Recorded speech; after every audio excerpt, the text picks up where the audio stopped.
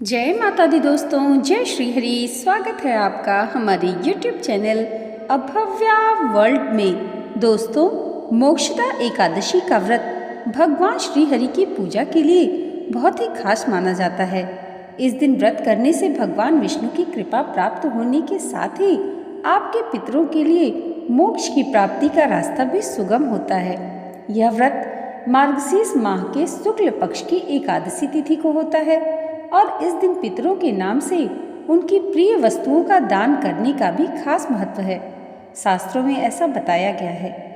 इसी दिन भगवान श्री कृष्ण ने अपने प्रिय सखा अर्जुन को गीता का उपदेश दिया था।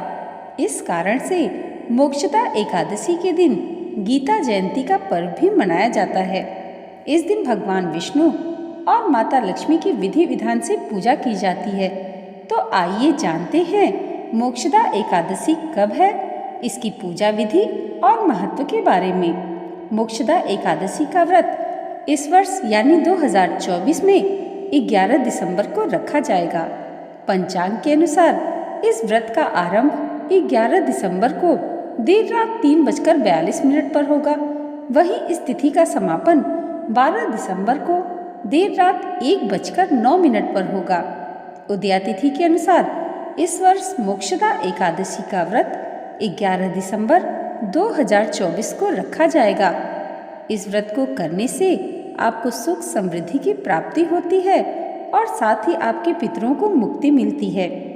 पौराणिक मान्यताओं में बताया गया है कि महाभारत के वक्त भगवान कृष्ण ने इसी दिन अर्जुन को गीता का उपदेश दिया था, इसलिए इस दिन को गीता जयंती के रूप में मनाया जाता है।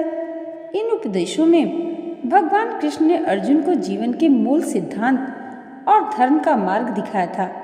ऐसी मान्यता है कि इस व्रत को करने से साधक को सारे पापों से मुक्ति मिलती है।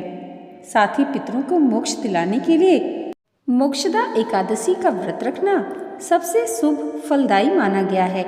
आइए जानते हैं मोक्षदा एकादशी की पूजा विधि। मोक्षदा एकादशी के दिन सुबह जल्दी उठकर ब्रह्म मुहूर्त में स्नान करें। स्वच्छ वस्त्र धारण करके मंदिर की साफ सफाई कर लें और मंदिर को गंगा जल से पवित्र कर लें। उसके बाद लकड़ी की चौकी लें और उस पर पीला वस्त्र बिछाकर भगवान विष्णु की प्रतिमा को स्थापित कर लें। आप चाहें तो भगवान कृष्ण की प्रतिमा भी स्थापित कर सकते हैं। पंचामृत से भगवान विष्णु का अभिषेक करें और इस दिन भगवान विष्णु को पीला चंदन, अक्षत, पीले फूल अवश्य अर्पित करें। भगवान विष्णु की पूजा करें और मोक्षदा एकादशी की व्रत कथा का पाठ करें।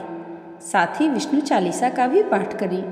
सबसे अंत में भगवान की आरती करके भोग लगाएं और प्रार्थना करें।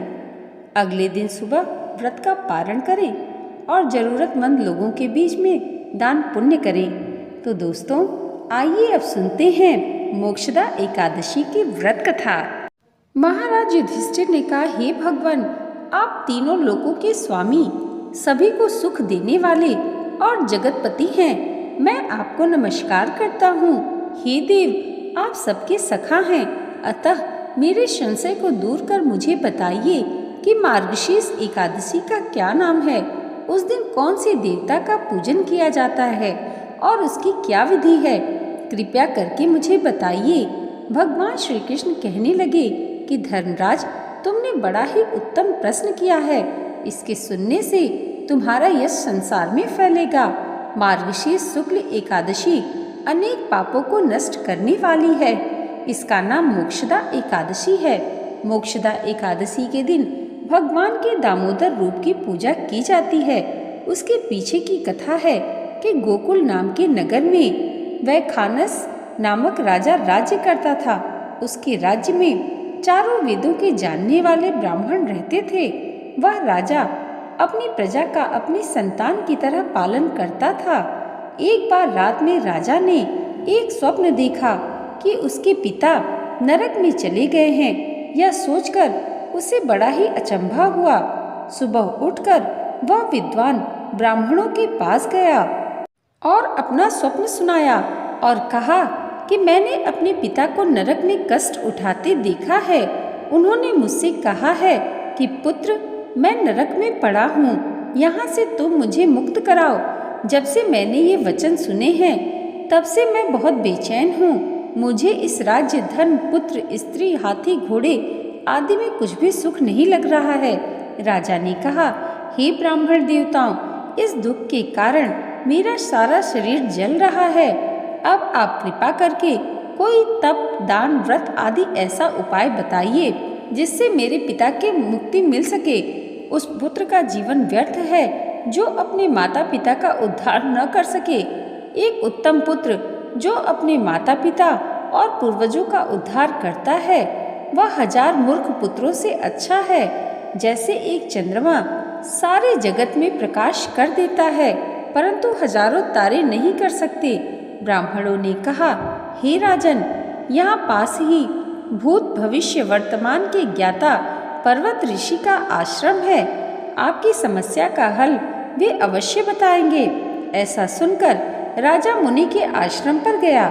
उस आश्रम में अनेक शांत चित्त योगी और मुनि तपस्या कर रहे थे।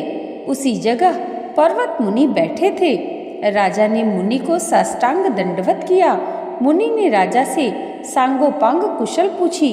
राजा ने कहा कि महाराज, आपकी कृपा से मेरे राज्य में सब कुशल है, लेकिन अकस्मात मेरे चित्त में अत्यंत अशांति होने लगी है। ऐसा सुनकर पर्वत मुनि ने आंखें बंद की और राजा के भूत के बारे में विचार करने लगे। फिर बोले, हे राजन, मैंने योग के बल से तुम्हारे पिता के कुकर्मों को जान लिया है।